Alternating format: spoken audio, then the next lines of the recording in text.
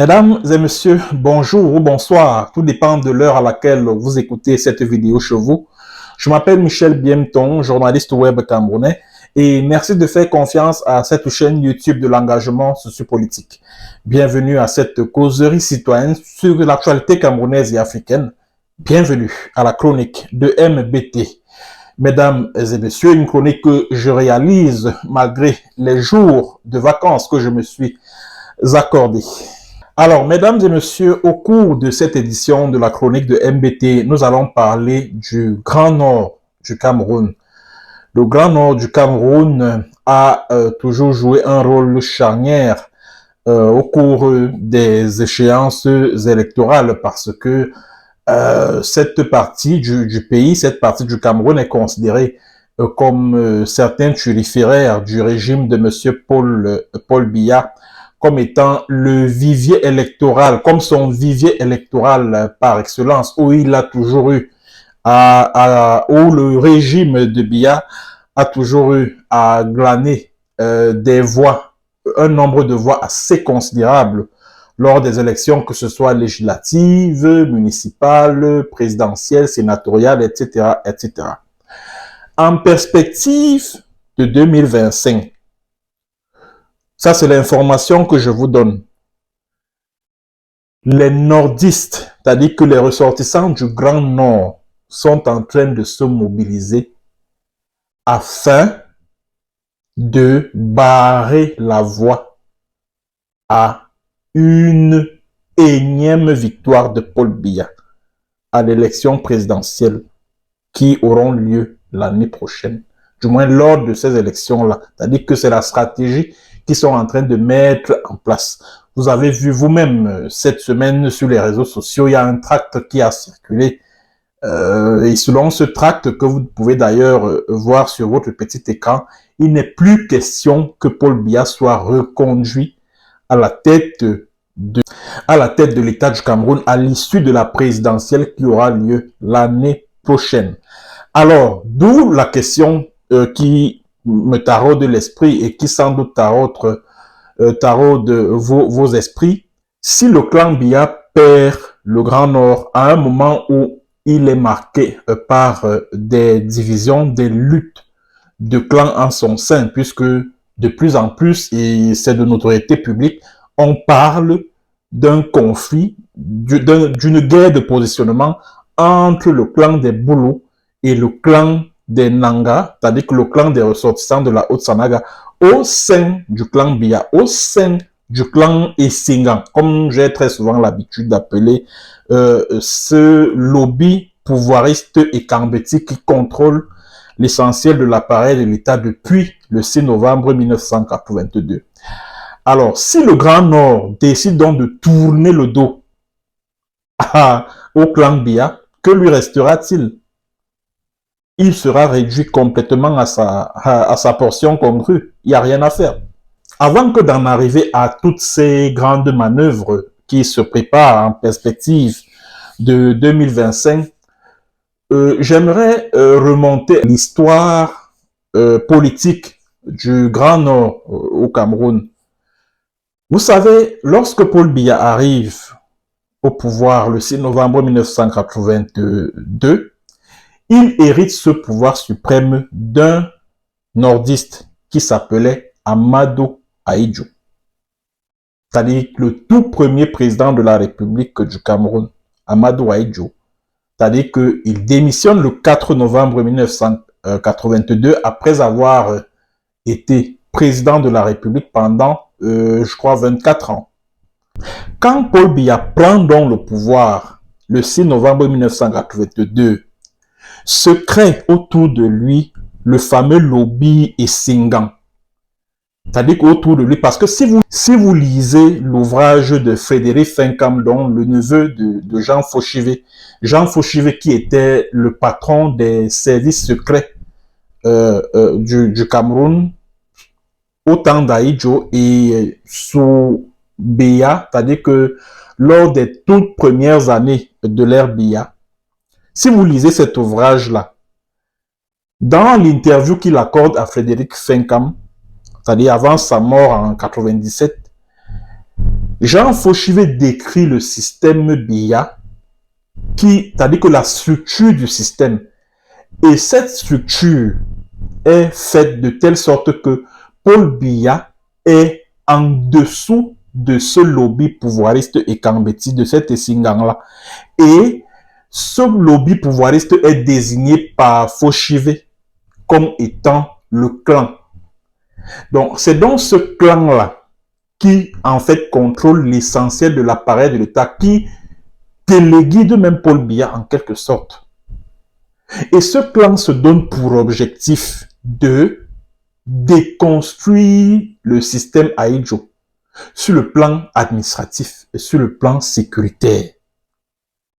C'est l'objectif que se donne le club des Essingans. C'est-à-dire que quand Paul Biya arrive au pouvoir, au départ, il y a eu le coup d'État manqué du 6 avril 1984, le vrai faux coup d'État, parce que c'était une histoire montée de toutes pièces. Et Fauchivet le décrit d'ailleurs dans le livre, que c'était une histoire qui avait été savamment montée pour neutraliser tout ce qui, au sein de l'appareil sécuritaire et même de l'État, était resté fidèle à Amadou Ahidjo. Donc l'objectif derrière ce vrai faux coup d'État-là, c'était de liquider politiquement et même physiquement les ahidjoïstes au sein de l'appareil de l'État et asseoir un nouveau régime, c'est-à-dire que le régime de Paul Biya. Donc voilà pourquoi après le coup d'État manqué du 6 avril 1984, il y a de nombreux soldats, des militaires, des policiers, des gendarmes, etc., des éléments de la garde républicaine de l'époque qui ont subi, qui ont été traduits devant le tribunal militaire au cours des procès, pour des procès expéditifs à l'issue desquels ils ont été condamnés à mort et ont été fusillés sur la place publique et leurs corps ont été jetés dans des fosses communes à Anfou et puis en Balmayo. Et ça, les nordistes ne l'ont jamais oublié. Les nordistes ne l'ont jamais oublié. Et en plus de cela, Paul Biya a divisé la grande, parce qu'à l'époque, c'est-à-dire qu'avant, je crois, c'était le 22 août 1983, que Paul Biya, voyant que le Nord est en train de vouloir se révolter contre lui, puisque quand Paul Biya arrive au pouvoir, vraiment, il n'avait pas encore de pouvoir en tant que tel, puisque c'est Ahidjo qui continue à contrôler l'essentiel de l'appareil de l'État, surtout qu'il était demeuré le président du parti unique de l'époque, l'UNC. Alors, je crois le 22 août 1983, après avoir découvert un complot contre la sûreté de l'État, Paul Biya décide de diviser le Nord en 3 provinces, extrême Nord, Nord et puis Adamawa. Et l'objectif derrière la création de ces deux nouvelles provinces, à savoir l'Adamawa et puis l'extrême nord, c'était de rallier ce qu'on appelle dans le Grand Nord les Kirdi. Donc les Kirdi, ce sont les non-musulmans dans le Grand Nord. Donc c'était de rallier les Kirdi à la cause du nouveau régime, le régime de Paul Biya. Donc voilà donc pourquoi Paul Biya crée ces deux nouvelles provinces-là. C'était pour casser la dynamique unitaire qui existait dans le Grand Nord autour d'Amadou Ahidjo. Et les Kirdi ont accueilli cette décision avec soulagement. Pourquoi? Parce qu'ils se considéraient comme étant les esclaves des Peuls dans le Grand Nord. Donc vraiment pour eux, la création de ces deux provinces-là était, on va dire, une manne tombée du ciel pour eux. Donc, les Kirdi avaient considéré Paul Biya à l'époque comme leur sauveur. Mais jusque-là, ce n'était pas assez.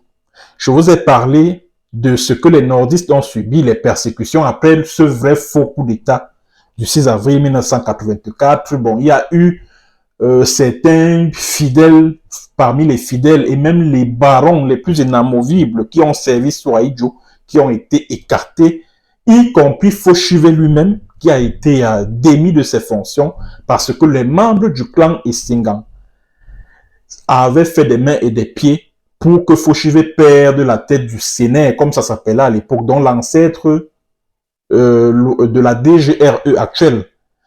Pourquoi? Parce que Fauchille avait mené ses investigations, ses enquêtes. Il avait fait un rapport sur ce qui s'est passé le 6 avril, c'est-à-dire que l'histoire du coup d'État là. Donc, il avait fait le rapport et il était sur le point de transmettre ce rapport à Biya. Maintenant, les membres du clan, comme il l'appelait lui-même, donc Essingan, s'est mobilisé, a fait des mains et des pieds pour l'écarter. Et il a perdu ce poste-là le 4 août 1984, soit quelques mois après le coup d'État manqué du 6 avril 1984. Alors, face donc à tout ce qui s'est passé par la suite, Ahidjo qui a été obligé de s'exiler, il est même mort. Et le problème d'Ahidjo, le fait pour Ahidjo d'être encore enterré au Sénégal, c'est-à-dire que les populations du Grand Nord continuent à en avoir gros sur le cœur. Hein. C'est-à-dire que par rapport aux circonstances même dans lesquelles Amadou Ahidjo est mort, son corps n'est jamais rentré au Cameroun afin qu'il puisse bénéficier des obsèques officielles. Donc les nordistes continuent d'exprimer leur frustration par rapport à cet état de fait. Et je vais vous raconter un peu dans quelles circonstances Amadou Ahidjo est mort. Amadou Ahidjo n'est pas mort parce que il était très malade, il avait une maladie très très grave, non. Ahidjo est mort du stress. Ahidjo est mort de chagrin.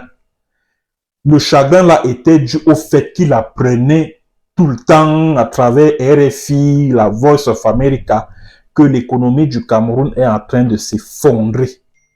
Le gars était vert de colère. Il disait que mais c'est pas possible. Avec tout l'argent que j'ai laissé et dans des banques aux États-Unis et tout. Avec tout l'argent que j'ai laissé, les milliers de milliards, l'argent du pétrole camerounais. Comment le Cameroun peut être en train d'aller quémander de l'argent au FMI, à la Banque mondiale et tout? Le gars était devenu pratiquement fou. Il était devenu fou. Et c'est ce chagrin-là, donc ce stress, et surtout que c'est quelqu'un qui était un musulman à part, puisqu'il prenait de l'alcool, il fumait la cigarette, des trucs comme ça. Il a donc commencé à déprimer au point où vraiment il en est mort. Et le jour où Ahidjo meurt, nous sommes le 30 novembre 1989. Il faut que les Camerounais sachent que si votre pays est au creux de la vague là, en ce moment, si votre pays sombre dans la misère, l'obscurantisme, le sous-développement, tout ce que vous pouvez imaginer, c'est la malédiction là, le fait d'avoir abandonné le corps de votre ancien président. Et je m'adresse à ceux qui sont au pouvoir là, qui dirigent le Cameroun là, depuis le palais présidentiel de Toudi. Si rien ne marche dans ce pays, si le Cameroun a l'air maudit tel qu'il est là, c'est par rapport au problème d'Ahidjo là. Vous avez abandonné son corps. C'est-à-dire que Paul Biya a eu de la rancune vis-à-vis, y compris du cadavre d'Amadou Ahidjo. Parce que quand même si tu as eu des problèmes avec Ahidjo, vous avez eu des problèmes après ton arrivée au pouvoir, vous vous êtes brouillé sur une ou deux choses. Mais quand il meurt, mais tu oublies ce que tu as eu avec la personne. Et puis tu lui rends les hommages qui lui sont dus. Tu t'arranges à ce que son corps revienne au Cameroun, tu organises des obsèques officielles et puis Ahidjo repose sur la terre de ses ancêtres et dans la dignité absolue. Or, qu'est-ce qui s'est passé le jour où Ahidjo meurt? Le jour où Ahidjo meurt, le 30 novembre 1989, aucun officiel camerounais n'était à l'enterrement au cimetière de Yoff à Dakar. C'est le président Abdou Diouf. Écoutez bien, c'est le président Abdou Diouf. À l'époque, il était président du Sénégal. C'est lui qui a organisé les obsèques d'Ahidjo. C'est-à-dire que le jour de l'enterrement, il y avait les membres de la famille, il y avait quelques hauts responsables de la présidence du Sénégal. Aucun fonctionnaire de l'ambassade du Cameroun au Sénégal n'était là. Aucun. Quand Abdou Diouf a appelé l'ambassadeur du Cameroun de l'époque, il s'appelait Jérôme Mendouga, paix à son âme. Donc Jérôme Mendouga, c'est celui qui est mort là, en 2014, là, dans le cadre, donc il était en prison dans le cadre de l'affaire de l'Albatros, l'avion présidentiel. Bon, même comme il y était injustement. Bon, moi, je n'ai jamais été d'accord avec la procédure judiciaire à son encontre. Donc, il y était de façon illégale et de façon injuste. Ça, il faut que je le dise. Mais il faut rappeler à ceux qui nous écoutent le rôle qu'il a eu à jouer dans l'affaire lors des obsèques d'Amadou Ahidjo. Alors, Jérôme Mendoga reçoit l'appel du président du Sénégal, Abdou Diouf à l'époque. Mais Abdou Diouf demande à Mendoga que voilà, votre président est mort, on est en train d'organiser les obsèques. Qu'est-ce que Yaoundé a prévu? Vous connaissez la réponse que Mendoga avait donnée au président du Sénégal. On n'a pas le temps de s'occuper des fantômes. Voilà la réponse que l'ambassadeur du Sénégal de l'époque, du Cameroun au Sénégal, avait donnée au président Abdou Diouf. Qu'on n'a pas le temps de s'occuper des fantômes. Et le drapeau du Cameroun à l'ambassade du Cameroun au Sénégal n'était même pas en berne. Le jour où on enterra Ahidjo au cimetière de Yoff à Dakar, aucun officier de l'ambassade n'était là. Aucun, même pas un seul. Le drapeau n'était pas en berne comme il se devait. Et au Cameroun, l'annonce, c'est-à-dire que la nouvelle du décès d'Amadou Ahidjo a été annoncée à Radio Cameroun à travers un communiqué de 2 ou 3 lignes. Et puis, allez, on est passé à une autre actualité. À Radio Cameroun, le jour, là, le 30 novembre 89, Radio Cameroun, c'est-à-dire que pendant les différents journaux parlés là, c'est-à-dire que les journalistes de CRTV Radio, ils ont seulement annoncé que oh, Amadou Ahidjo est mort, allez, autre actualité. C'est-à-dire que c'est cette attitude, c'est ça.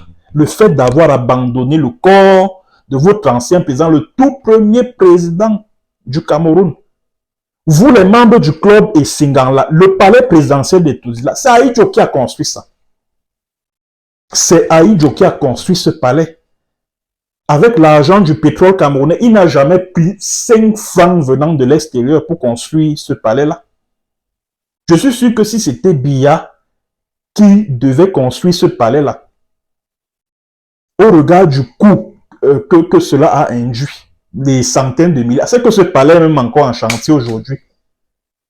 C'est que tous les pourris là qui sont autour de lui, les membres de Essingang, c'est qu'ils ont bouffé peut-être 70% du budget qui était prévu pour construire ce palais-là. Parce qu'on connaît leur boulimie financière. Ahidjo a quand même été le tout premier président de la République du Cameroun. Le Cameroun, l'histoire du Cameroun n'a pas commencé le 6 novembre 82. Vous avez abandonné Amadou Ahidjo au Sénégal dans l'indifférence totale. Même quand sa femme là, elle s'est battue comme elle pouvait pour que son mari repose sur la terre de ses ancêtres et tout. Bah, elle aussi, elle est morte dans le Sénégal, comme ça là, dans la misère totale. Sa pension d'ancienne sage-femme a été suspendue. N'eût été l'aide de l'État sénégalais, c'est que cette dame-là serait même morte depuis très très longtemps. Sa femme est morte, elle est enterrée là-bas. Mais je crois que c'est sa première ou c'est sa deuxième fille, Babette. Elle aussi, elle est décédée. Elle repose au Sénégal. Pourquoi ils ne reposent pas au Cameroun? Pourquoi ils ne sont pas inhumés au Cameroun? Pour quelle raison? Auprès de leur père, l'ex-président là. C'est ça, c'est la malédiction là. C'est ça qui est en train de suivre le Cameroun comme ça. N'allez pas chercher loin. Le problème du Cameroun est aussi spirituel. Hein? Le problème du Cameroun est aussi spirituel. Ce problème que vous voyez, la misère, l'obscurantisme qui règne au Cameroun là. Ce problème-là, il est spirituel. Et vous pensez que quand les nordistes voient ça, ils sont contents? Vous pensez que les nordistes sont contents? Et voilà pourquoi à l'époque, lors des années 90, c'est-à-dire que lors des années de Braise, le pouvoir de Biya n'était concentré que sur les 3 provinces du centre, du sud et de l'est, puisque à l'époque ça s'appelait province, ce n'était pas encore région comme aujourd'hui. C'est-à-dire que le pouvoir de Biya là, ce n'était concentré qu'au sud, qu'au centre et à l'est, parce que le Grand Nord avait pratiquement tourné le dos au régime de Paul Biya et s'était rallié aux revendications portant sur la tenue d'une conférence nationale souveraine, lesquelles étaient portées par la coordination des partis politiques de l'opposition, les organisations de la société civile, là, à l'époque, qui avait lancé les villes mortes en 1991. Ah oui, parce qu'il faut que les jeunes Camerounais qui nous écoutent là, qui sont nés au début des années 2000 là et tout, fin des années 90, il faut qu'ils écoutent bien cette histoire-ci. Parce qu'au début des années 90, là, ça avait chauffé, hein. Ça avait chauffé, y compris dans le Grand Nord. Y compris dans le Grand Nord. Parce que les militants de l'opposition et puis les organisations de la société civile, donc, ils avaient créé un mouvement là qu'on appelait Cap Liberté. Donc, ils revendiquaient la conférence nationale souveraine. Et pour ce faire, ils avaient décrété des journées de ville morte pendant 7 mois. Pendant 7 mois, toute la ville de Douala, c'est-à-dire que ce soit la ville de Douala, les villes dans ce que vous appelez dans le Cameroun anglophone, là, à l'ouest, et puis donc pendant cette période-là, 7 des 10 provinces du Cameroun étaient acquises à la cause des membres de la coordination, comme on appelait ça à l'époque. Oui, y compris les 3 provinces du nord, Adamawa, et puis de l'extrême nord, puisqu'il y a eu des manifestations. Les Chiroma aujourd'hui, qui est ministre de l'emploi, c'est quoi là? À l'époque, il était l'un des barons de l'UNDP, une formation politique qui avait le vent en poupe au début des années 90. Je me rappelle quand j'étais tout petit, je crois que je devais avoir 4 ans ou 4 ans ou 5 ans ou 6 ans. Mon père, Don Albert, père à son âme, il était militant de l'UNDP. Je me souviens à l'époque, à la maison, il se réunissait souvent avec ses amis nordistes là, dont les militants, les camarades de son parti. La seule chose dont je me souviens, c'est ce cri de guerre qu'ils avaient souvent l'habitude de lancer à la maison. UNDP, progrès, UNDP, progrès, UNDP, progrès. J'étais tout petit, je crois que je devais avoir 5 à 6 ans. Bon, à cet âge-là, moi, je comprenais pas ce que ça signifiait et tout. Donc, comme pour dire qu'à l'époque là, Bello Boba Maïgari, qui était le président de l'UNDP, mais au niveau du Grand Nord là, c'était le Grand Manitou. À l'époque, c'était la marée verte au Cameroun. Donc, après le SDF là, de Ni John Fondi, père à son âme, c'était l'UNDP dans le Grand Nord. Mais c'était la marée verte au Cameroun. Donc, à cette période-là, puisque les villes mortes, c'est Mbouamasok qui est à Douala, là, c'est lui qui avait décrété, qui avait lancé le mot d'ordre de ville morte à Douala. Et ce mot d'ordre-là avait été suivi à 100%. Donc, ça veut dire que de lundi à vendredi, c'est-à-dire qu'il n'y avait aucun taxi qui circulait dans la ville de Douala. De lundi à vendredi. Le samedi et le dimanche, c'était pour le ravitaillement. C'était pour le ravitaillement. Donc, c'est-à-dire que pendant les week-ends, les familles devaient se ravitailler, c'est-à-dire que faire des achats en gros, en termes de produits alimentaires, de manière à préparer la semaine suivante. Et ça était ainsi pendant 7 bons mois dans la ville de Douala. C'était chaud, hein? Et toute personne qu'on surprenait en train de braver le mot d'ordre de ville morte, on brûlait ta voiture et on te donnait le carton jaune. Et je crois que ça coûtait, ou c'est combien là, soit le carton jaune, soit le carton rouge. Donc ça dépend du nombre de fois que tu as violé le mot d'ordre. Donc, et ces cartons-là avaient un coût, soit 250 francs, 500 francs que tu payes. Bon, c'était très chaud à l'époque. Très, très chaud. Voilà pourquoi il faut saluer bien bas. C'est-à-dire que tous les hommes politiques là, mais malheureusement, tous ces hommes politiques là qui ont animé les villes mortes à l'époque, certains ont des prises de position de nos jours vraiment qui m'inquiètent. Les Njokam Chameni, les Anissé Kane, les Charles Tchungang qui dirigeaient à l'époque l'OCDH, c'est-à-dire que l'Organisation camerounaise pour les droits de l'homme. Bon, même Bouagmasok lui-même, il est entré dans les Sissongo. Hein? Et Henriette Ekwe, bon, de temps en temps, elle sort un peu la tête de l'eau après, bon. Bref, tous là, ils se sont, les maîtres Yondo Black, lui, il a complètement disparu. On ne le sent plus. Mais les Célestins Monga, ils sont dans la nature. On ne les sent plus. Bon, Feu Augustin, Frédéric Kodor aussi, ils ont disparu. Donc, c'était une période assez chaude où le pouvoir était à deux doigts. C'est-à-dire que le pouvoir là de Biya n'était concentré que sur 3 provinces, centre, sud et est, parce que ce sont les 3 seules provinces qui n'ont pas suivi le mot d'ordre de ville morte. Ce sont les 3 seules provinces. Je dis que même Yaoundé était touché, notamment au niveau de l'université là. L'université de Yaoundé était touchée. Je vais vous raconter ce qui s'est passé à l'université de Yaoundé 1. C'était le 6 mai 1991. Alors, à Yaoundé, il s'était créé un mouvement qui s'appelait le Parlement. Et Wanto, général Wanto, qui est dans la basse, la brigade anti-Sadina, dont vous avez entendu parler, qui en France, là, il faisait partie de ce mouvement-là. Donc, les étudiants de l'université de Yaoundé, parce qu'à l'époque, l'université de Ngouaikele était l'unique au Cameroun. Donc, quand tous les élèves qui décrochaient le bac et qui voulaient continuer les études à l'université étaient obligés de s'inscrire à l'université de Yaoundé, puisqu'il n'y avait pas d'autres universités en dehors de celle-là.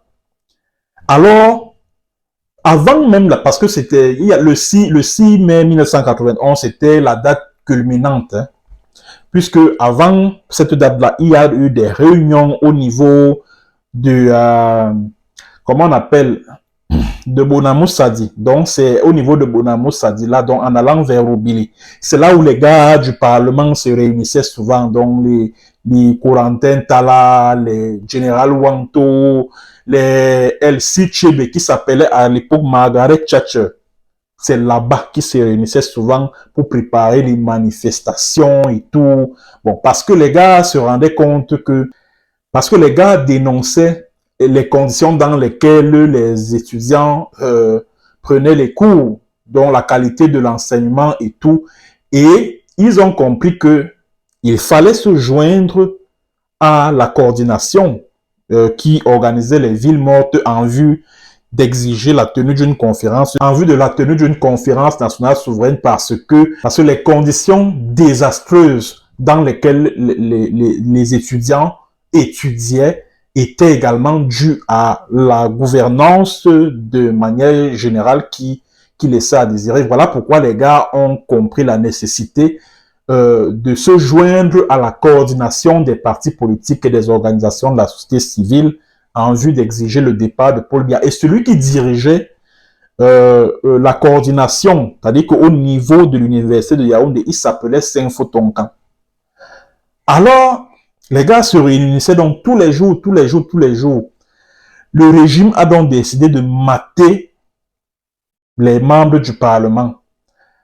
Ils ont envoyé les policiers, les gendarmes au campus de Ngouaikele pour tabasser les étudiants, pour VIOL et les jeunes étudiantes, pour zigouiller même parce que quand Choukoumeni dit, par exemple, que oh, il y a eu zéro mort, il y a eu une 50aine de morts lors de la répression, quand la police et puis la gendarmerie, et à l'époque, c'est le commandant de la Légion de gendarmerie du centre, qui s'appelait le colonel Balegel. C'est lui qui avait envoyé les gendarmes pour tabasser les étudiants, pour arrêter. Des milliers d'étudiants avaient été arrêtés à l'époque là. Donc nous étions à début mai 1991.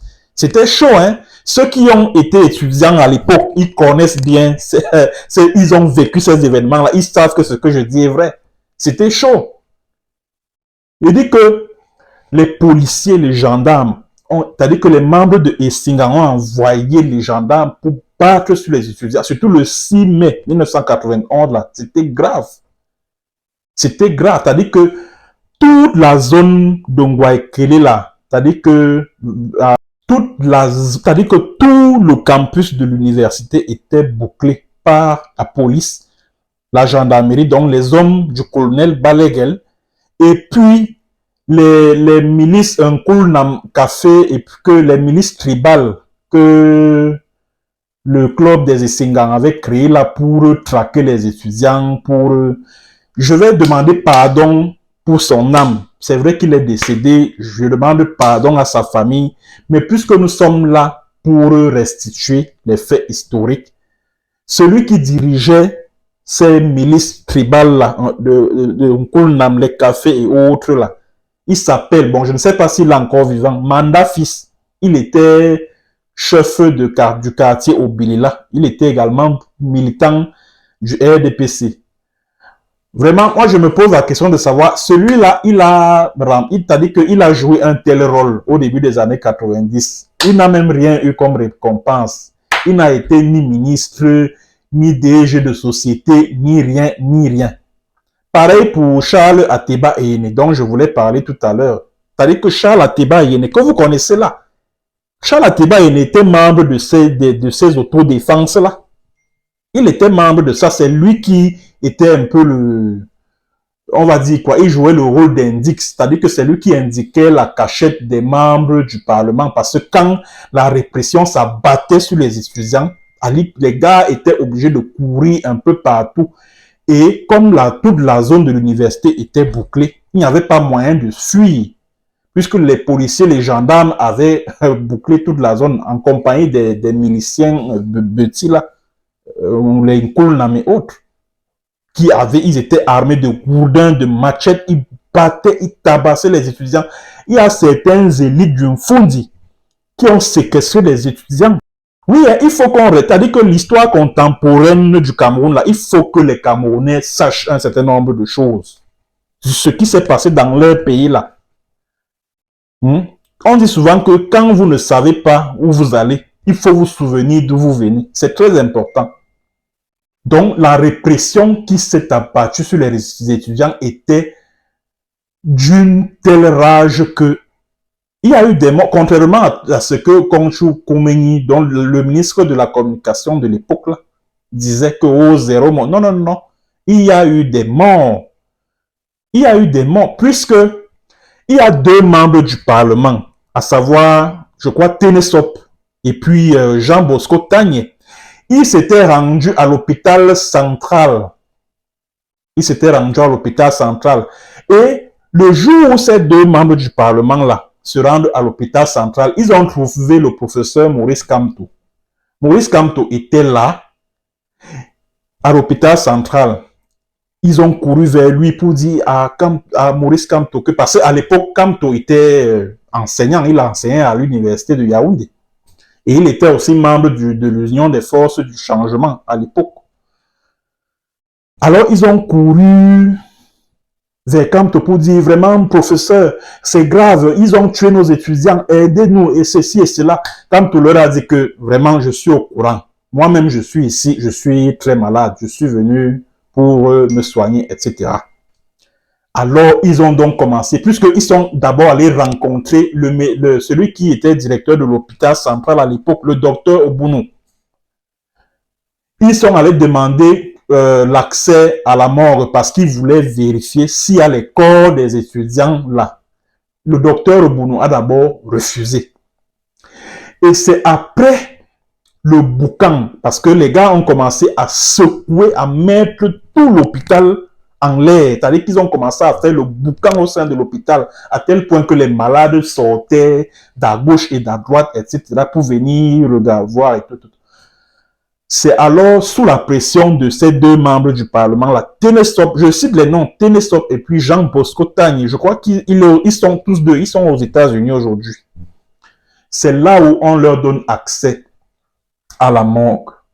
Ils ont vu des corps qu'on a transportés la veille, c'est-à-dire que le jour même où il y a eu cette répression barbare là, sur les étudiants, Et le docteur Obonou leur a dit que non, vraiment, c'est des bandits qui ont été abattus par des policiers et tout, et tout, et tout, et tout. Les gars ont compris. Et il y avait une quinzaine de corps à la mort. Pourtant, comme Tchoukomeni avait dit à l'époque que oh, 0 mort et tout, je crois qu'il y avait même une commission qui avait été créée pour investiguer. Et la commission avait abouti, avait conclu à ce fameux, à ce même 0 mort là. Pourtant, il y a bel et bien eu des morts. Il y a eu des morts, il y a eu des corps. Il y a eu des morts à l'époque. Donc, ce sont donc ces périodes chaudes là que le pouvoir a pu gérer tant bien que mal. Bon, au niveau du centre, du sud et de l'est qui étaient acquis au régime en place, il n'y avait pas de souci. Maintenant, il fallait rallier le Grand Nord à sa cause. Qu'est-ce qu'il a fallu que le pouvoir fasse? D'abord, après les villes mortes et puis la période tumultueuse du début des années 90 là, qu'est-ce que le pouvoir a fait? Le pouvoir a réussi d'abord à entourlouper la classe politique de l'époque parce que, et voilà pourquoi moi, les hommes politiques et moi, les hommes politiques du Cameroun là, et moi, ça ne colle pas. Parce que beaucoup estiment que non, je n'aime pas trop tel homme politique, je n'aime pas tel. C'est parce que moi, les hommes politiques au Cameroun vraiment m'inspirent du dégoût. Parce que qui a trahi la coordination en 91? Ce sont les hommes politiques. Les Kodok, les Rockbenlen, tous ces gens-là. Ce sont eux qui sont allés signer l'accord de la tripartite de novembre 91, pendant que les membres de la société civile, les membres de Cap Liberté, eux, ils disaient niet. Parce que quand il a fallu que Paul Biya mette fin aux villes mortes, qu'est-ce qui s'est passé? Paul Biya, après avoir dit que oh, la conférence nationale est sans objet, oh machin, oh ceci, oh cela, et pour que le pouvoir sorte la tête de l'eau à l'époque, il a bénéficié du soutien financier de la France, hein, parce que comme les gars de la coordination à travers les villes mortes avaient paralysé Douala, qui est le poumon économique du Cameroun, ce mouvement d'humeur là a eu des conséquences économiques assez négatives. C'est-à-dire que ça a eu des conséquences sur le budget du Cameroun. Alors, pour rééquilibrer ce budget-là, c'est la France, à travers le mécanisme financier là, appelé l'Agence française pour le développement, sous Mitterrand, c'est la France qui a aidé le régime des Biya à sortir la tête de l'eau. Et surtout que ces leaders de l'opposition là, eux aussi, c'est-à-dire que moi je ne comprends pas. Ils ont fait une erreur très grave. Ils ont fait une erreur très grave. Quand ils ont organisé les villes mortes à l'époque, ils ont réussi. Pour ça, il faut leur tirer un coup de chapeau. Hein. Ils ont réussi à paralyser le Cameroun. Ça, c'est-à-dire que les membres de la coordination de l'époque là, non. Alors, qu'est-ce qui s'est passé? Pour que Biya casse le mouvement, qu'est-ce qui s'est passé? Fauchive, qui était le patron, parce que Paul Biya avait réussi à ramener Fauchive après l'avoir démis de ses fonctions en 84, après le vrai faux coup d'État de 84. Là.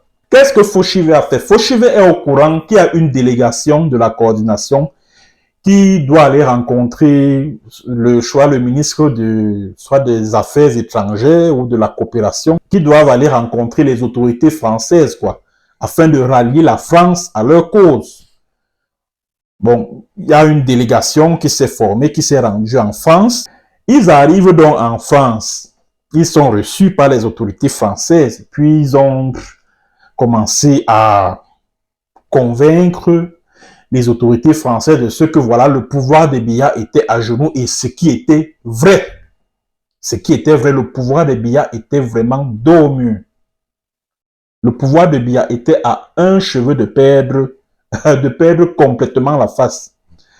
Sauf que ce qu'il n'avait pas prévu, c'est que Jean Fauchive avait conseillé à Biya que non, pour donner l'impression que Paul Biya est encore soutenu de la population, il faut que ce dernier organise une tournée dans toutes les provinces du pays. Et lors de cette tournée-là, on va recruter des policiers, des gendarmes en civil. On va les envoyer dans chaque étape de la tournée de Biya afin de faire foule, histoire de tromper l'opinion que non, Paul Biya est encore populaire, il a encore aimé de la population et tout. Voilà la stratégie que Fauchivé, à l'époque, il était directeur des renseignements extérieurs du CNR à l'époque. C'est ce qu'il avait conseillé donc au régime de Biya. Alors, quand la délégation de la coordination des partis d'opposition et puis de la société civile, quand ils arrivent donc en France, ils disent aux autorités que non, vraiment, c'est fini là, hein. Nous avons besoin de votre soutien pour que nous puissions prendre les choses en main et puis voici. Donc, ils ont commencé à négocier avec les autorités françaises et même de l'Union européenne. Ça s'appelait à l'époque, je crois, Communauté européenne économique. Un truc de ce genre. Alors, il y a un officiel français qui leur a dit que, mais, nous avons plutôt l'impression du contraire, puisque on a le sentiment que le vieux, il est encore aimé de sa population. Ils ont pris la cassette VHS, dont les magnétoscopes de l'époque là. Ils ont joué, c'est-à-dire ils ont joué ça dans le magnétoscope. Ils ont projeté. Ils ont montré les images aux membres de la coordination que vous voyez, la tournée de Biya dans le pays se passe bien. On voit bien la population qui se réjouit et qui massivement s'est réunie pour applaudir le président. Mais comment vous pouvez nous dire qu'il n'est plus populaire, que la population est en train de le vomir? Voilà donc comment le mouvement là, c'est-à-dire que les villes mortes et autres là, ont commencé à présenter des signes d'essoufflement. C'est-à-dire que c'était le premier échec de la coordination à l'époque. C'était le premier échec. Le deuxième échec, c'était sur le plan interne. Paul Biya se sentant donc acculé par les membres de la coordination. Qu'est-ce qu'il fait? Il commence d'abord par contacter ces membres-là individuellement. Il les invite au palais, que non, venez, machin, et tout. Les gars ont refusé, ils disent, niet. Le seul qui était allé rencontrer Biya au palais, c'était Sopo Priso de l'UPC. Il a été chassé de la coordination. Sopo Priso, c'est celui qui avait dit que Maurice Kamto a gagné le marché de 14 milliards. C'était en 2016 ou 2017. C'était quand? Je crois que c'est lui, hein. Il était membre de la coordination à l'époque. Il est allé rencontrer, sans informer les autres membres de la coordination, il part voir en catimini Biya. Quand les gars ont appris ça, on l'a d'abord chassé. Bon, jusque-là, ça ne marchait pas. Qu'est-ce que Biya a fait? Biya a prononcé un discours à la nation. C'était chaud, hein, en 91, là. Les anciens qui m'écoutent, là, ils s'en souviennent. Il prononce un discours, c'était en octobre 91. Et dans son discours, qu'est-ce que Biya dit? Il dit, les décisions de la... Donc, au lieu de la conférence nationale souveraine, Biya avait annoncé une conférence tripartite. Et dans son discours, qu'est-ce qu'il dit? Que les décisions de la tripartite s'imposeront à tous. Or, c'était un piège que Biya a tendu aux gars de l'opposition et ils sont tombés et ils ont suspendu les villes mortes. À l'époque, ils ont suspendu les villes mortes et il y avait également une opération qui devait être lancée à l'occasion de la rentrée, à savoir l'opération École morte. Ce qui a suscité ce discours, c'est-à-dire que quand Biya était en tournée à travers le Cameroun, et au cours de ces tournées-là, c'est-à-dire qu'à l'étape de Douala, c'est là où c'est à l'étape de Douala là qu'il avait dit me voici donc à Douala et tout. Et à l'époque, il avait dit que la politique aux politiciens, l'école aux écoliers, c'était par rapport au mouvement que les gars voulaient lancer pour que les enfants n'aillent pas à l'école. Bon, ça également, ils ont dit que non, ça, l'autre là, on abandonne ça.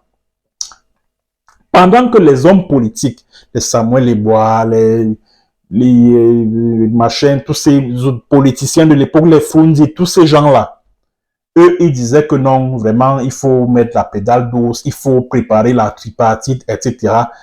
Les membres de la société civile, les Anissé et Canel, tout ce beau monde-là, ils disaient que jamais, les villes mortes ou rien. Donc, les membres de la coordination étaient divisés. Et il y a également autre chose qui s'est passé. C'est que après le discours de Biya, il y a eu RFI. RFI a appelé Sadou Ayatou, le premier ministre de l'époque. C'est-à-dire que Sadou Ayatou avait accordé une interview à RFI par rapport au discours du président, donc par rapport à l'annonce de la tripartite. Et au cours de l'interview qu'il accorde à RFI, Sadou Ayatou dit que non, que le rôle de la tripartite ne sera qu'un rôle de consultation. C'est là où les gars de la coordination se rendent compte que mais le président dit une chose, il dit que non, les décisions de la tripartite s'imposeront à tout le monde. Les gars avaient cru que donc c'est le copier-coller de ce que nous revendiquons depuis les conférences nationales souveraines. Ils se sont dit que ces décisions qui seront prises vont s'imposer, y compris à Biya lui-même. Mais maintenant, son premier ministre sur RFI dit autre chose. Il dit que non, le rôle de la tripartite ne sera que consultatif. Les gars étaient complètement perdus. Ils ont, à la suite de cette interview, ils ont écrit au Premier ministre pour qu'il clarifie sa position. Ils ont même exigé que la tripartite soit diffusée en direct sur la CIA TV. Le gouvernement a dit niet. Ils ont même exigé que la tripartite soit dirigée par une personnalité neutre, voire un leader religieux ou c'est pas moi. Les gars ont toujours dit niet. Maintenant, au sein de la coordination, ils étaient divisés. Et quand les travaux s'ouvrent au palais des congrès, même parmi les hommes politiques là, de l'époque, il y en avait qui ont claqué la porte, qui sont partis. Ce sont les Augustin Frédéric Kodok, les faux politiciens de l'époque là. Ce sont eux qui ont signé les accords de la tripartite, que Biya n'a d'ailleurs jamais respecté. Puisque d'après les accords de la tripartite là, la nouvelle constitution devait limiter les mandats à 2. Biya a fait sauter les bêtises là en 2008. Voilà. Voilà pourquoi, quand vous me voyez manifester je ne dirais pas du dédain, mais du dégoût vis-à-vis des hommes politiques, c'est à cause des trucs comme ça. Parce que s'ils avaient formé un bloc à quelques jours de la tripartite, ils disaient que vraiment, hein, là, hein, c'est la conférence nationale souveraine ou rien. Mais les gars sont allés, se sont rendus à ces travaux-là, au palais des congrès, en rang dispersé. Biya les a ramassés, allez, il les a roulés dans la farine, comme ça, il les a mélangés. Et voilà comment le vieux dictateur camerounais a réussi à reprendre le bâton de commandement, le Ntumanam. Une nouvelle loi électorale a été concoctée en perspective des législatives de 92 et autres. Et cela va nous ramener au sujet du jour, à savoir le rôle du Grand Nord. Alors, après donc les mouvements de 91, les villes mortes, la tripartite et autres, en mars 1992,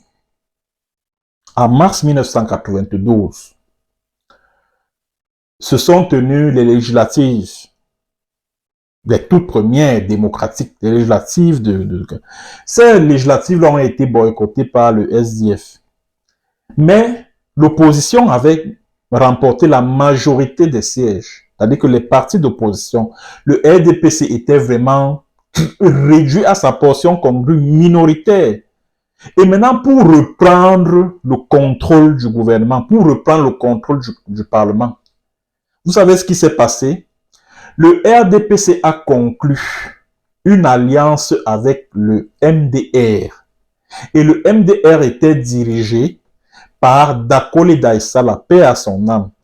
Et Dakole Daïsala était une élite du Grand Nord, plus précisément de l'extrême nord.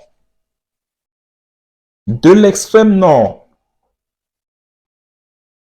Et voilà comment le RDPC a repris la main, a repris le contrôle du Parlement. Parce que c'est l'opposition qui devait, en réalité, contrôler le gouvernement hein, à travers un premier ministre. Mais les gars ont manœuvré, ils ont réussi à convaincre Dakole Daïsala de se joindre, de conclure une alliance avec le RDPC. Et cela lui a valu même des postes au sein du gouvernement, ministre des Transports, ministre des postes de télécommunications, etc., etc. Et cela avait été perçu comme une haute trahison au sein de l'opposition camerounaise. Et cette trahison est venue d'où? Du Grand Nord. Parce que au Cameroun, pour gagner les élections au Cameroun, si tu réussis à rafler les 3 régions du centre, du sud et de l'est, les 3 régions du Grand Nord, Adamawa, extrême nord et plus nord, c'est fini. Tu vas seulement négocier les petits pourcentages dans les 4 autres régions. C'est comme ça. C'est comme ça. Alors la présidentielle arrive donc en 92. John Fundi gagne les élections. Ça, il faut le dire, puisque Biya les avait perdus. Biya les a perdus. Il a perdu ces élections-là.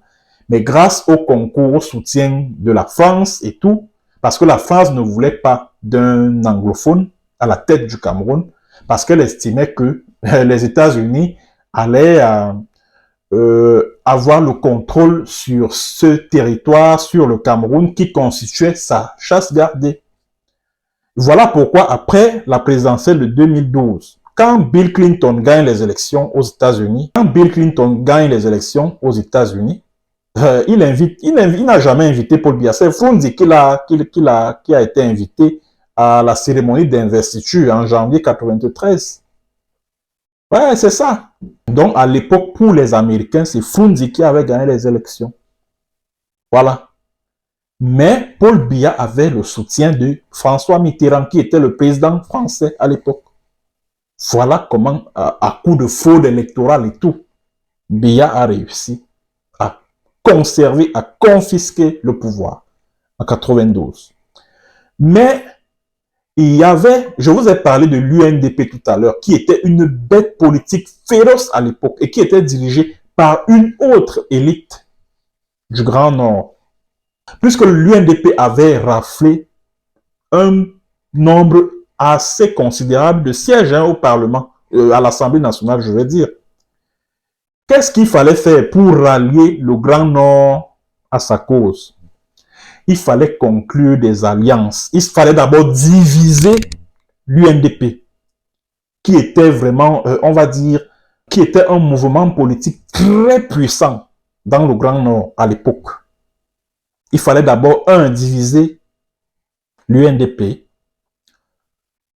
Voilà pourquoi aujourd'hui, vous avez Amadou Moustapha qui a son parti, vous avez Issa Chiroma Bakari qui a son parti, vous avez Bello Bouba Maïgari qui a gardé la tête de l'UNDP, mais sauf qu'en 97, c'est-à-dire qu'en perspective des législatives et présidentielles de 97, Bello Bouba est entré a conclu des alliances avec le RDPC. Bello Bouba, qui est une élite politique du Grand Nord. Et depuis que Bello a conclu cette alliance avec l'UNDP, là, il est ministre à vie. C'est-à-dire qu'il n'est jamais sorti du gouvernement. Jamais. Il n'a jamais chômé. Il a toujours été dans le gouvernement de Biya parce qu'il est la seule fois où l'UNDP a contesté, c'est-à-dire que les militants de l'UNDP ont contesté cet accord-là, signé avec le RDP. C'était en 2011, avant la présidentielle de 2011, parce que certains cadres de l'UNDP avaient constaté, avec le recul, que cet accord signé avec le RDPC profitait plus au RDPC, puisque le RDPC n'avait pas respecté sa part de contrat, à savoir entreprendre certaines réformes sur le plan électoral, sur le plan politique, sur le plan démocratique. Et en plus de cela, ils se sont rendus compte que Bello était le seul bénéficiaire de cet accord-là. Les autres cadres du parti voulaient la rupture avec le RDPC et investir un candidat à la présidentielle de 2011. Ah oui. Et le jour du congrès de l'UNDP en 2011 là, le congrès de l'UNDP s'était tenu au palais des congrès. Grégoire Ouna avait débarqué là lors des travaux pour venir porter la bonne nouvelle du parti des flammes. Que mais comment vous voulez nous lâcher que il se passe même quoi? Vous voulez même montrer quoi? Et tout. Parce que les gars étaient décidés de débarquer Bello Bouba Maïgari. Ils étaient décidés que non. Nous avons signé un accord avec le RDPC en 97, mais on a le sentiment que cet accord n'a bénéficié qu'au RDPC. Et l'UNDP a sérieusement reculé sur l'échiquier politique. L'UNDP a perdu un nombre assez important de sièges au Parlement. L'UNDP a perdu beaucoup de mairies. Alors les gars étaient décidés. Je me rappelle, j'étais un jeune stagiaire à la Nouvelle Expression, là, en 2011. J'étais allé couvrir, il y avait une réunion de l'UNDP là, ils ont leur siège là à Etoile-Meki, pas très loin de la rédaction de la Nouvelle Expression à l'époque. Bon, comme moi j'étais jeune reporter, Valentin Zinga m'avait donné Valentin Siméon Zinga m'avait confié cette tâche-là. Bon, comme je n'avais pas tout le background nécessaire, c'est Boris Bertol à l'époque. Parce que lui, il travaillait en bas au journal Le Jour. C'est lui qui m'avait un peu briefé sur le dossier puisque je ne le maîtrisais vraiment pas. C'est Boris Bertol qui m'avait briefé sur ce dossier-là et j'ai fini par comprendre ce qui se passait à l'époque là, en 2011, là, au sein de l'UNDP. Il dit qu'il s'en est fallu de peu pour que les gars éjectent Bello Bouba de la tête de l'UNDP. Il a fallu que Grégoire Ouna, secrétaire général adjoint du RDPC, débarque là, dans la salle, lors des travaux. Bon, je ne sais pas où c'était pour remettre de l'argent aux membres du congrès, ou c'était pour faire quoi. Finalement, Bello Bouba a été réélu président du parti. Alors, en 2011, sans surprise, Paul Biya a gagné la présidentielle. Pour récapituler, de 2012 à 2017, Biya a repris progressivement le contrôle du Grand Nord sur le plan politique, bien sûr. Bon, sauf que après 2011 là, il s'est posé une équation très difficile à résoudre. C'est l'équation Marafa. Marafa Amidou Yaya, qui était l'espoir de tout le Grand Nord de revenir au pouvoir. Et avant même les Marafa, Amadou Ali, il y a eu les câbles de Wikileaks. Il y a eu les câbles de Wikileaks qui ont été diffusés par la presse camerounaise. Et parmi les câbles de Wikileaks, il y avait un qui contenait une conversation qu'Amadou Ali, l'ancien ministre de la Justice, paix à son âme, qui était un baron parmi les plus puissants de ce régime des Biya et une élite très influente dans le Grand Nord. Il avait dit dans ce câble-là que aussi longtemps que Paul Biya sera au pouvoir, il aura le soutien du Grand Nord. Mais après lui, le pouvoir devra repartir au Grand Nord et que ni un Bamileke, ni un Ekambeti ne devra succéder à Biya. C'est ce que Amadou Ali avait dit dans le câble là. Bien entendu, ça avait créé un tollé général à l'époque. Ça avait créé un tollé général. Mais en même temps, Amadou Ali est mort, je crois, l'année passée ou surpassée. C'est comme un testament qu'il a légué à ses frères. Que, comme vous voyez là, ces gens-là, le type de Biya là, il faut continuer à le soutenir. Hein. Mais si il quitte le pouvoir là, n'acceptez pas que quelqu'un d'autre qu'un nordiste lui succède. N'acceptez pas. Voilà pourquoi, et ça c'est une information que j'ai reçue il y a quelques temps, il y a quelques semaines. L'année, je crois, passée ou surpassée, c'était en fin 2022 ou en fin d'année dernière, je ne me rappelle plus de... Il devait se tenir un congrès, le congrès du RDPC devait se tenir. Et à l'issue de ce congrès-là, Franck Biya devait prendre la tête du parti pour être candidat à l'élection présidentielle de 2025. Ce sont les membres, c'est-à-dire que les élus du Nord qui sont au bureau politique du RDPC, qui ont dit niet, ils ont refusé, ils ont dit jamais, ils n'acceptent pas. Ils n'acceptent pas ça. Alors, pour revenir donc à l'affaire de Marafa Hamidou Yahya, ancien secrétaire général à la présidence de la République, ancien ministre de l'administration territoriale, après la présidentielle de 2011, Paul Biya décide d'écarter Marafa Hamidou Yahya du gouvernement, de le neutraliser politiquement. Je veux dire le club Essingang, parce que Paul Biya n'a aucun pouvoir. Hein. Paul Biya n'a aucun pouvoir. Aucun. C'est une marionnette du club Essingang. Donc c'est Essingang qui a donc fait le pari de neutraliser politiquement Marafa Hamidou Yahya. Parce que vous avez suivi ses lettres ouvertes ainsi que les interviews qu'il a eu accordées à certains médias français. À Jeune Afrique, plus précisément, Marafa avait dit ceci, que si je suis en prison aujourd'hui, c'est parce que, après la présidentielle de 2004, j'avais suggéré au président de ne plus se présenter. Parce que, à l'époque, la Constitution limitait les mandats à 2. Donc, il a conseillé à Biya que vraiment, Monsieur le Président, avec, sauf votre respect, je souhaiterais que ce mandat-ci soit le dernier pour vous. Oui. Bon, Biya n'en a fait qu'à sa tête.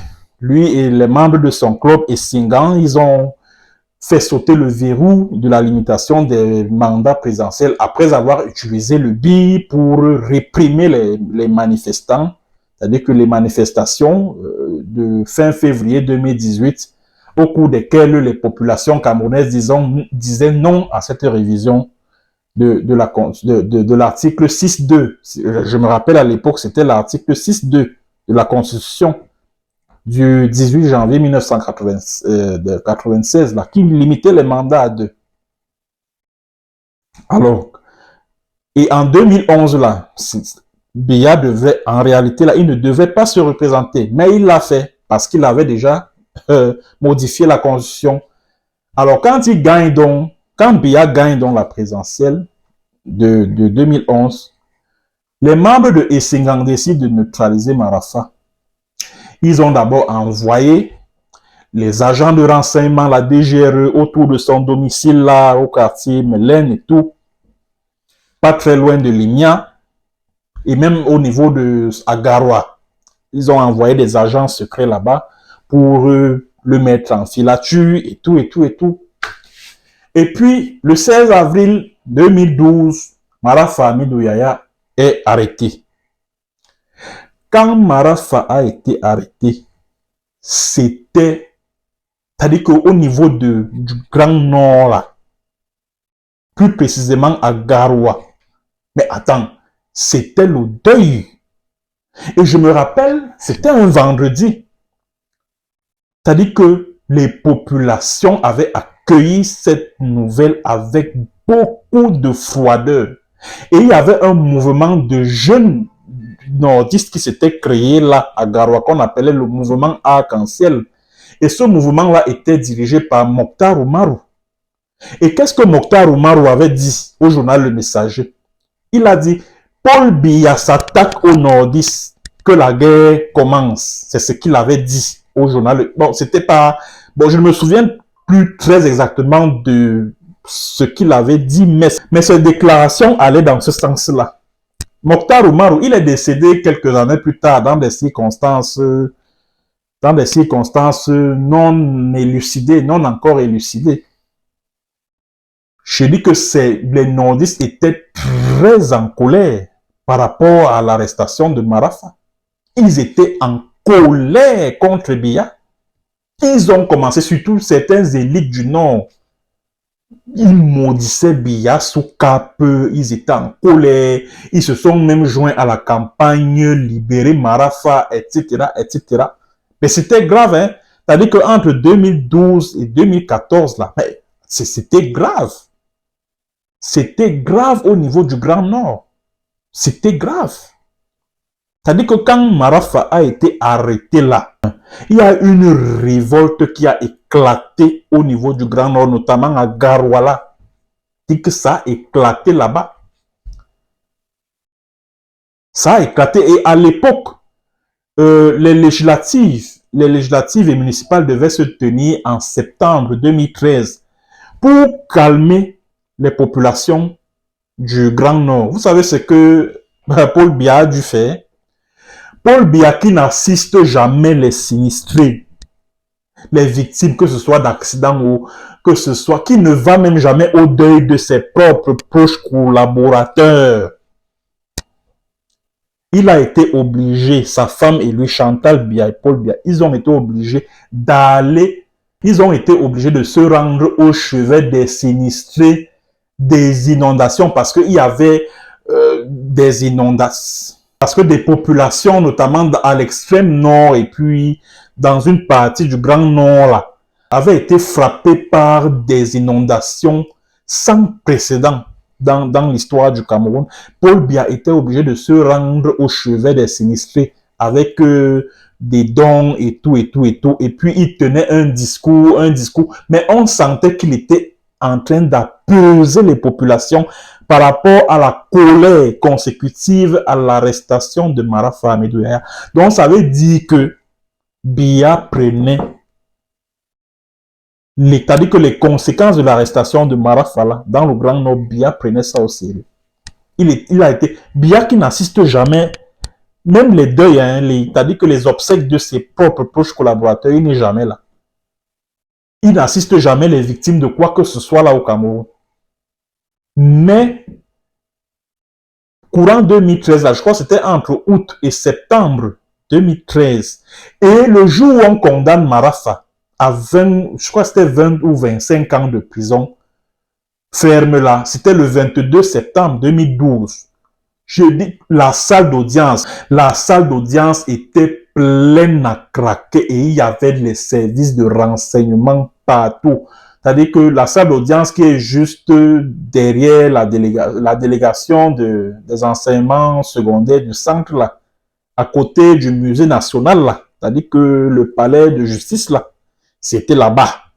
Et c'est Gilbert Schlick qui dirigeait le collège des magistrats qui devaient rendre la sentence. Il y avait du monde à l'intérieur et les soutiens de Marafa étaient pleins dedans et même en dehors. Et je me rappelle même quand le procès s'est ouvert au TGI de Yaoundé, c'était le 17 juillet 2012, j'étais même parmi les journalistes qui couvraient ça. Il y avait le monde. Il dit que c'était grave, hein? Il y avait le monde au tribunal. C'est-à-dire qu'au niveau de la route qui part de la sonnerie centrale pour le ministère des Finances, là, pour ceux qui connaissent bien Yaoundé, c'est-à-dire que devant le palais de justice, là, c'était plein. Les voitures ne passaient même plus. Les femmes, les enfants, et tous les soutiens de Marafa là étaient là. Ils étaient pleins. À l'intérieur, alors, au niveau du palais de justice, il n'y avait même plus de place. C'était plein.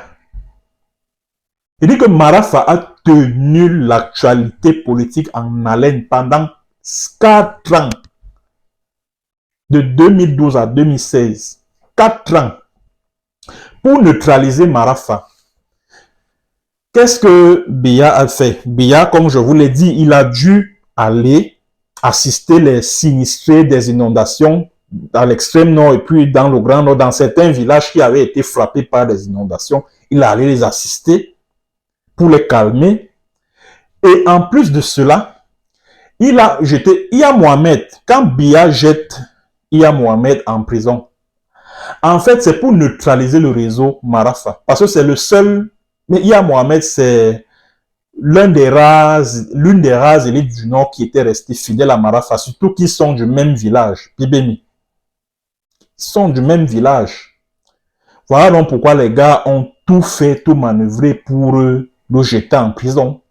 Parce qu'ils se disaient qu'un marafiste à la tête de la FECAFOOT, comme le football c'est l'opium du peuple, le gars peut manœuvrer là pour susciter des défaites, la défaite des Lions indomptables et pousser les Camerounais dans la rue. Parce que vous savez, ces Essingans-là, ils n'ont rien dans la tête. Leur façon de réfléchir laisse à désirer. Et comment on arrête Iya Mohamed? C'était après une défaite des Lions indomptables à Lomé au Togo. C'est dans le cadre des éliminatoires de la Coupe du Monde, hein, je crois, 2014. Les Lions avaient perdu 2-0. Bon, maintenant, quand Iya Mohamed rentre donc de Lomé, il s'installe là à l'hôtel Hilton. Et c'est là-bas que les gendarmes sont allés le chercher. Nous étions le 10 juin 2013. Je me rappelle encore de cette date. Puisque le match s'était joué la veille, le dimanche. Et c'est le lundi, là, le 10 juin 2013, là, qu'Iya Mohamed a été arrêté. C'est-à-dire que c'est Biya qui avait donné l'ordre. Et il était à Genève. Biya était en villégiature à Genève, en Suisse. Il a donné des instructions qu'on a arrêté Iya Mohamed. Voilà comment Iya Mohamed a été interpellé. Et surtout que Bonaventure Vondo Assam, le neveu de Biya, c'est lui qui avait envoyé une note confidentielle à Biya pour dire que, oh, comme tu vois là, les Camerounais, comme le Cameroun a perdu au Togo, 0-2, on risque de ne plus se qualifier pour la Coupe du Monde. Vraiment, les Camerounais sont en train de se révolter, ils veulent tout casser, etc. Il faut faire quelque chose. Voilà comment Biya donne des instructions pour qu'on arrête Iya Mohamed. Et il a été interpellé dans sa chambre d'hôtel au Hilton là. C'est là-bas qu'il a été pris. On l'a conduit au CEDS. C'est comme on a fabriqué des faux trucs là. Le contrôle supérieur de l'État, non. Ils ont fabriqué des faux trucs là. Leurs faux trucs des Essingans là, ils ont fabriqué ça et tout. Pour lui coller ça au corps, ouais, détournement, ouais, ceci, ouais, il a donné l'argent à Coton Sport, oh, machin, oh, ceci, oh, cela. Donc, en fait, l'objectif derrière cette arrestation, c'était de neutraliser le réseau de Marafa. Parce qu'on ne pouvait pas laisser le football, qui est une affaire d'État au Cameroun, entre les mains d'un marafiste, quand même. Sinon, pourquoi c'est seulement à cette période-là, après l'arrestation de Marafa, que le problème de, on va dire quoi, du limogeage de Iya Mohamed s'est posé. Pourquoi c'est seulement après l'arrestation? Pourquoi pas avant? Puisque Iya Mohamed avait déjà fait, je sais pas, il avait déjà fait plus de presque 15 ans, non, à la tête de la Fédération camerounaise de football. Bon, pour éviter que la FIFA ne tape le Cameroun dessus, ils sont allés chercher dans sa gestion à la Soude de Coton. Voilà comment ils ont réussi à neutraliser Iya Mohamed.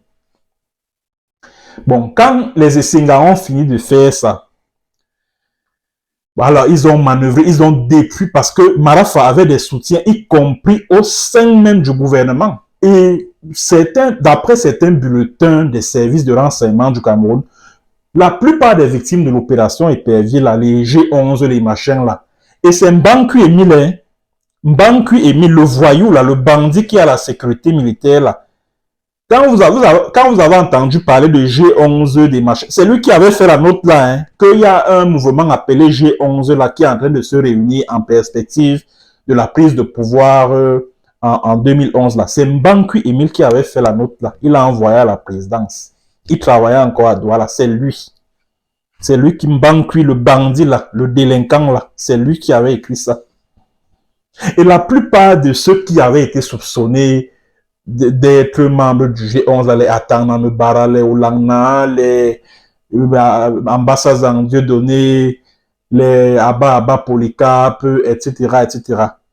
Tous là, ils étaient soupçonnés d'être proches de Marafa Amidou Yaya. C'est ça. Bon, maintenant, les gars se sont donc rendus compte que ils ont déjà neutralisé Marafa, qui était l'espoir des populations du Grand Nord pour reprendre le pouvoir. Et les nordistes ont avalé la couleuvre. En perspective donc de 2025, là, les gars sont décidés, les nordistes là, sont décidés que cette fois-ci là, les Essingans n'auront plus leur voix. Les Essingans n'auront plus la voix du Grand Nord. Je vous invite à écouter Aboubakar Ousmane Mey, qui est un leader politique dans le Grand Nord, qui est le coordonnateur d'un mouvement appelé Justice Plus. Il était l'invité de La Vérité en face sur Equinox Télévision. C'était, je crois, la semaine passée. Écoutez très attentivement cet extrait du passage d'Aboubakar Ousmane Mey et on revient par la suite pour commenter. Bon, parce que le parti, le régime en place, s'est gavé des voix du Nord, à juste titre, ou même de façon bricolée, c'est les voix du Grand Nord. Si on ferme la boutique, ils vont aller chercher les voix où? Donc, on sait ce qu'on veut. Et on ira là où il faut. 42 ans, ça, je crois que c'est bon. 42 ans. Si vous-même, vous ne vous rendez pas compte que vraiment, ça en fait un peu trop, c'est qu'il y a problème. Alors, il faut l'aider donc à partir.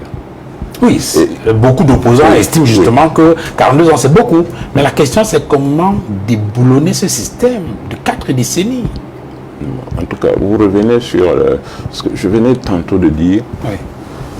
Il se sert des voix du Grand Nord pour être clair. Oui. Maintenant, on ne veut plus. Il n'aura plus ses voix. On se comprend? La fille aînée du renouveau. Il n'aura plus ses voix.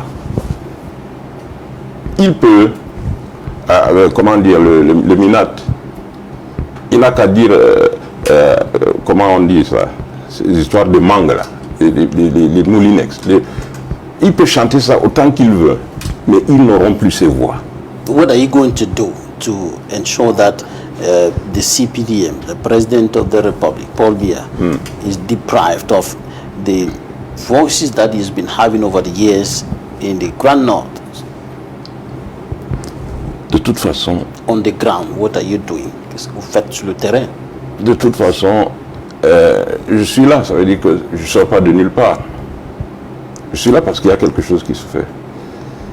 Et nous allons donc, de façon concertée, afficher certaines informations que je ne pourrais plus porter seul. Parce que ça met beaucoup de gens en activité. Et il faut des concertations, autant au Cameroun qu'à l'extérieur. Pour une fois, notre diaspora, celle du Grand Nord, je veux dire, hein, parce que je ne maîtrise pas les autres diasporas, je maîtrise quand même celle du Grand Nord, elle est très active. Je dis très active.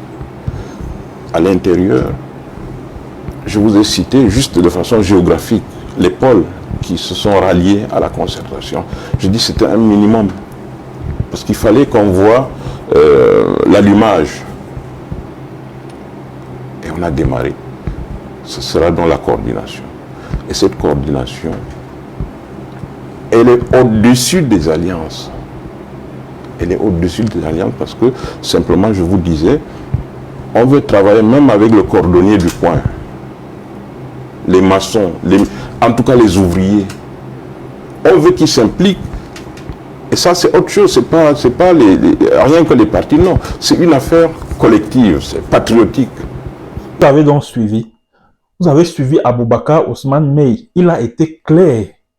Il dit que le clan de Biya ne viendra plus voler les voix dans le Grand Nord. Que le clan de Biya, c'est-à-dire que les voix du Grand Nord ne lui sont plus garanties, ne sont plus garanties au clan de Biya. C'est ce qu'il a dit. Ce n'est plus garanti.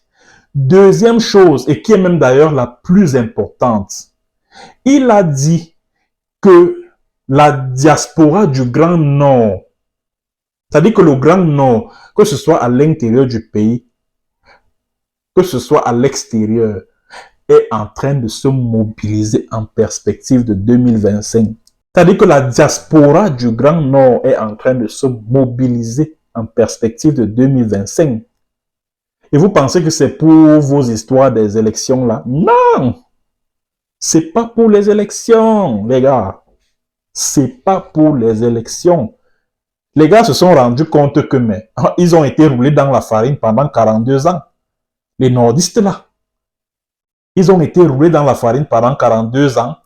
Et maintenant, les gars sont décidés. Ils ont dit que cette fois-ci là, nous allons prendre notre destin en main. En fait, c'est ce que Aboubakar Ousmane Mey veut dire.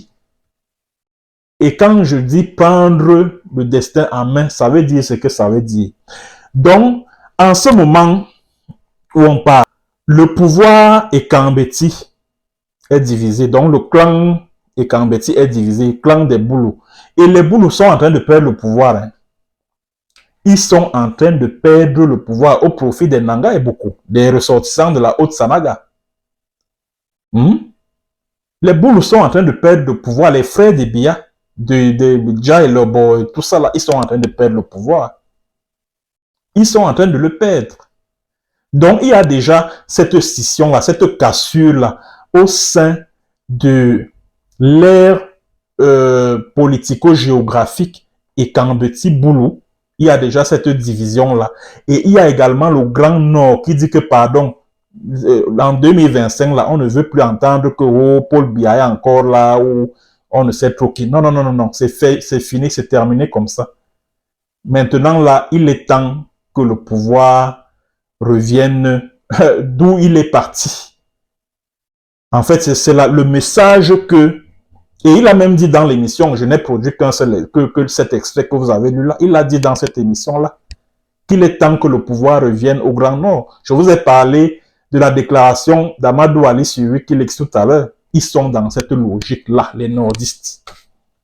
Ils sont dans cette logique-là. Ils sont dans cette logique. Voilà pourquoi le clan Ngongo, qui contrôle l'essentiel de l'appareil de l'État, donc qui dit clan Ngongo, dit clan Nanga, clan des ressortissants de la Haute-Sanaga. Qu'est-ce qu'ils sont en train de faire? Ils sont en train de manœuvrer pour exclure de la course vers la présidentielle de 2025 les leaders les plus emblématiques de l'opposition, les Cabral Libi et puis Maurice Kamto. Parce que les Boulous qui ne sont pas contents de l'emprise sur l'appareil de l'État du clan des Nanga peut être amenés à voter soit pour Cabral, soit pour Maurice Kamto, afin d'espérer reprendre la main, ou alors afin de sanctionner le clan des Nanga. Les nordistes qui ne veulent plus entendre parler du club Essingan, pour exprimer leur ras-le-bol, pourraient être appelés à voter pour Cabral Libi, surtout que le PCRN, le fief du PCRN, c'est où? C'est dans le Grand Nord. C'est dans le Grand Nord. Et en 2018, Cabral Libi avait engagé une PSC dans le Grand Nord. Hein? Cabral Libi avait entamé une percée assez timide, certes, mais notoire dans le Grand Nord. Cette fois-ci, là, quand vous voyez Atanganji s'agiter là autour de ces deux formations politiques, c'est par rapport à quoi? C'est par rapport justement au fait que le clan Nanga, puisque Atanganji est au service du clan de Ngongo, le clan de Ngongo veut empêcher ces deux candidatures-là. Parce que le clan des Boulous, qui se sent lésé, tout comme le clan des Nordistes qui ne veut plus entendre d'un Biya après Biya, pourrait voter pour l'opposition afin de sanctionner le clan de Ngongo. Parce que Biya, candidat à l'élection présidentielle de 2025, voudrait dire que Ngongo sera encore aux commandes, que le clan de Ngongo sera toujours aux commandes. Voilà pourquoi je vais inviter les Camerounais qui m'écoutent. Il faut beaucoup prier pour votre pays là-haut. Parce que ça sent le roussi. Ça sent le roussi. Surtout qu'au sein même du club des Essingans, c'est la guerre. Vous-même, vous êtes en train de constater qu'ils ne s'entendent plus. C'est-à-dire qu'entre eux, les membres de l'élite et Kambeti Bouloula, ils sont divisés. Les uns disent que non, Franck Biya. Les autres, oh, Ngongo Ferdinand, oh, ceci, cela. Ils sont divisés. Et pour qu'un clan puisse s'imposer à l'autre clan, l'armée, c'est-à-dire que les deux différents corps d'élite là, de l'armée camerounaise, le BI et puis la garde présidentielle, il risque d'avoir affrontement entre les deux corps. Parce que la garde présidentielle, malgré le fait que, et je l'ai dit ici la dernière fois, malgré le fait que Ngongo est en train de tout faire pour infiltrer la garde présidentielle, elle reste fidèle au clan des Boulous. Tandis que le BI est contrôlé par les gens de Nanga et Boko. Bon, maintenant, pour empêcher le retour d'un nordiste à la tête de l'État, qu'est-ce qu'ils vont faire? Ils vont obliger de se cogner entre eux, d'abord.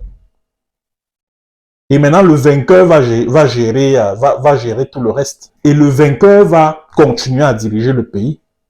C'est de ça qu'il s'agit. Donc, ici, ils sont dans cette logique. C'est-à-dire que là où vous les voyez là, ils se regardent en chaîne de faïence. Tous les membres des deux clans, que ce soit le clan de Ngongo, que ce soit le clan des Franck Biya et tout ça là, ils se regardent en chaîne de faïence. L'ambiance est vraiment confuse au palais présidentiel de Toudi. Elle est confuse. Elle est confuse. De l'autre côté, les élites du Nord disent que vraiment, vous nous avez berné pendant 42 ans, c'est fini. Vous avez suivi Alamine Ousmane Mey tout à l'heure. Ce qu'il dit là n'est que le reflet de ce que la majorité des élites du Grand Nord pensent. Ouais. Quand vous l'entendez dire là que oui, il y a une mobilisation au niveau de la diaspora, vous pensez que la mobilisation là, c'est par rapport à quoi? C'est par rapport au coup de force. C'est ce que ça veut dire. Et surtout qu'en 2020, il y a une rébellion qui a émergé dans le Grand Nord, le mouvement pour la libération du Cameroun. Vous vous en souvenez sans doute. Il y a une cellule dormante de cette rébellion là-bas qui attend seulement le moment venu pour agir. Oui. Donc, votre pays là, moi, je suis en train de regarder, je suis en train d'entrevoir le syndrome du Soudan dans ce pays. Si rien n'est fait, ce pays va basculer dans une instabilité qui n'a pas de nom. Ah oui, les gars. Bon, c'est ce que j'avais à dire concernant cette actualité, mesdames et messieurs. Merci d'avoir suivi. Merci d'avoir été patient à me suivre, à écouter cet exposé que vous avez sans doute trouvé majestueux. À très bientôt pour une autre séance et sur un autre thème. Je continue à savourer mes vacances, mais si l'actualité l'exige, je pourrais venir vous entretenir sur cette dernière. Allez, ciao, ciao, au revoir.